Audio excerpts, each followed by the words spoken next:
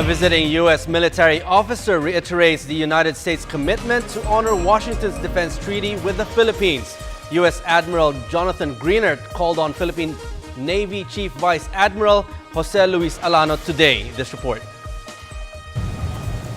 Admiral Jonathan Greenert, U.S. Navy Chief of Naval Admirations, assured that the United States of America will still honor the defense treaty between their country and the Philippines. Speaking in front of the students of the National Defense College in Camp Aguinaldo, Admiral Greenert said that this is their obligation as an allegiance to the Philippines, but quipped that they are still unsure as to what exact help they would extend to the country. But of course we would help you. Now, I don't know what that help would be specifically. I mean, we have an obligation, we have a treaty, right? But I don't know to what capacity that help is, and without us understanding, you know, how to your point, okay, well, they're occupied. Well, I don't know how that happened. I don't know what happened before, you know, so without that full understanding, it's difficult to give you a deliberate, specific, crisp answer. But we'll help. It's part of our treaty.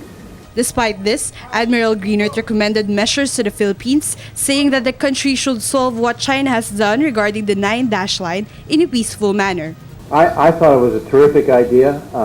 I think that it's a great idea to stay the course and bring this to fruition. Of course, that will be your decision, you know, as a sovereign government, how far that would go. But I think going to again, establishing international norms, using that process, and bringing the requisite parties and saying, okay, so you say this, we say that. Let's write it down, if you will, and argue it in a debate, monitored, and should be a disinterested third party, using the elements of the same treaty that we both signed up to, and carry that all the way through and see where that goes.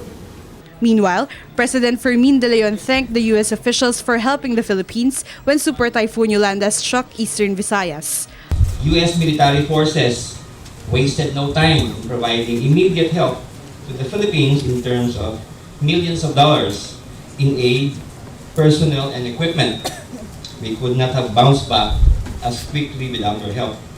Thus, let me take this opportunity for us to thank the people of the United States of America and the United States Navy under the leadership of Admiral Greenert for their friendship and help. Can you give them a very big round of applause?